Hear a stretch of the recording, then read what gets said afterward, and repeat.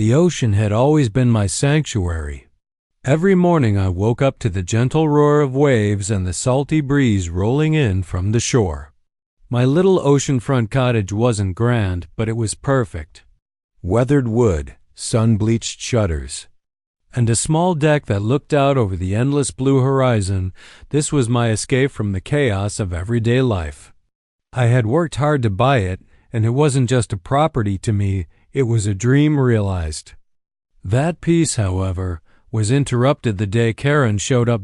Karen, the HOA president, had a way of making her presence known before she even spoke. She marched up to my front porch as though she owned it, her oversized sun hat and clipboard in hand like a crown and scepter. I had seen her bully neighbors before, lecturing them about grass length, trash cans being an inch off the curb, even the color of their garden furniture. But I hadn't expected her to come knocking at my door with what she called a special request. "Good morning," she said in that falsely sweet tone that always carried an undertone of threat. "I need you to make your cottage available this weekend. I have a very important guest flying in, and it would reflect well on the community if they had proper accommodations." For a moment, I thought she was joking. Who asks someone to vacate their own home for a stranger? When I realized she was serious, my jaw nearly dropped. I calmly told her no, that my cottage was not for rent, nor was I interested in lending it out to anyone, no matter how important they might be. Her smile froze. "I don't think you understand," she replied, her voice sharp now. "This isn't just about you. It's about the community. Your cooperation is expected."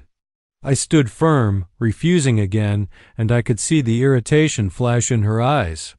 She muttered something about me being selfish and not a team player, then turned on her heel and stormed off, her sandals smacking against the wooden steps like a drumbeat of disapproval. As I watched her disappear down the path, I had the sinking feeling that this wasn't the end of it. Karen wasn't the type to take no for an answer. The ocean behind me roared as if warning me of the storm that was about to roll in, only this time it wouldn't be from the sea. The days following Karen's demand were anything but peaceful. At first, I tried to convince myself that she would eventually let it go, that her ego had just gotten the better of her in the moment. But Karen wasn't wired that way. When she didn't get what she wanted, she turned vindictive. It started with a letter in my mailbox from the HOA, stating that my deck railing was a safety hazard and needed to be replaced immediately. That was laughable. I had rebuilt the railing only a year earlier, and it was sturdier than most of the houses in the neighborhood. I crumpled the notice, but something told me it was only the beginning. The following week, 2 more notices arrived. One accused me of having improper paint coloration on my shutters, and another claimed my grass wasn't cut to regulation height. I stared at the papers in disbelief. My shutters had been the same faded turquoise since I bought the place, and I had literally mowed the lawn the day before. These weren't violations. They were fabricated excuses designed to pressure me into bending to her will. Neighbors started avoiding me too. People who once waved while walking their dogs now crossed to the other side of the street. I overheard snippets of gossip when I walked past a woman whispering that I was difficult, another saying I was refusing to support the community. It was Karen's work, no doubt. She had a talent for poisoning the well and making herself look like the savior while casting others as villains. One evening, as I was sitting on the porch watching the sun dip into the ocean, Karen appeared again. She didn't bother with pleasantries this time. "You're making this harder than it has to be," she said flatly. "My guest is coming, and it would be unfortunate if things between you and the HOA continued to deteriorate." It was a threat, thinly veiled, but a threat all the same. I reminded her firmly that the cottage was mine and that I wasn't about to surrender it for her convenience. Her eyes narrowed into slits, and for a moment, I thought she might explode right there.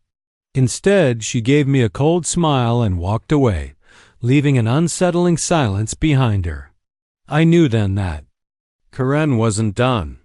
In her mind, my refusal wasn't just defiance, it was a challenge. And people like her never back down from a challenge.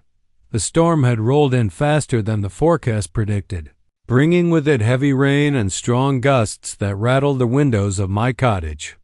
I had gone into town earlier that evening to pick up supplies, and by the time I returned, the streets were slick, and the ocean waves crashed violently against the shore.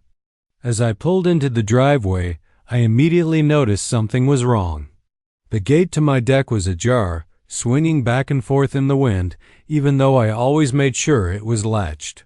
My stomach tightened. I hurried up the steps, the sound of rain pounding on the wooden planks almost drowning out the creak of the door when I pushed it open. Inside, the familiar coziness of my cottage was gone. Cushions were tossed on the floor, drawers yanked open, and a lamp knocked over, its shade cracked. My heart raced as I took in the scene. It wasn't just a break-in, it was an intrusion on the one place I felt safe. Then I heard it. A voice, casual, entitled, as if this was all perfectly normal. "Oh, finally. Took you long enough to get back." I froze in the doorway to my own living room. A man, perhaps in his late 30s, lounged comfortably on my sofa, feet kicked up on my coffee table, sipping from a glass that he had clearly taken from my kitchen. He looked completely at ease, as though he belonged there. My voice shook with anger as I demanded to know who he was and what he was doing in my house. He smirked and leaned back. "Karen said it would be fine. I'm her guest. You weren't using the place, so why not?"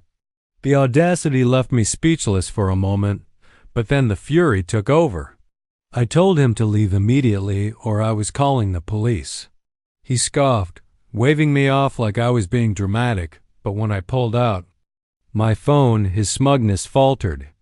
That was when Karen herself appeared in the doorway, soaked from the rain but still managing to wear that air of superiority.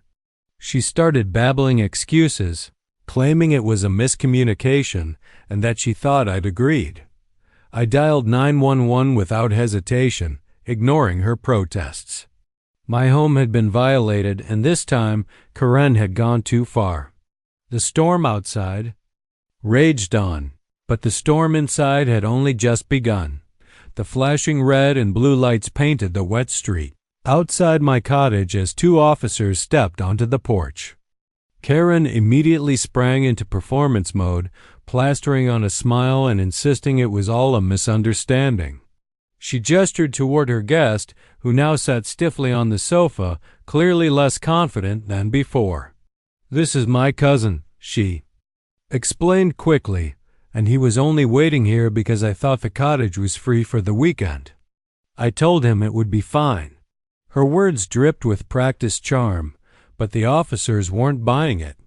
I handed over my phone, which displayed the HOA notices she had sent and a recording of the man admitting that Karen said it would be fine. The officers exchanged glances, then asked to see my outdoor security footage. Thankfully, I had installed cameras last year after a string of petty thefts in the neighborhood. Within minutes, the screen showed Karen unlocking the gate and ushering her cousin inside while he carried in a duffel bag. The look on her face as the officers watched the footage was priceless. Her confident smirk crumbled into tight-lipped panic.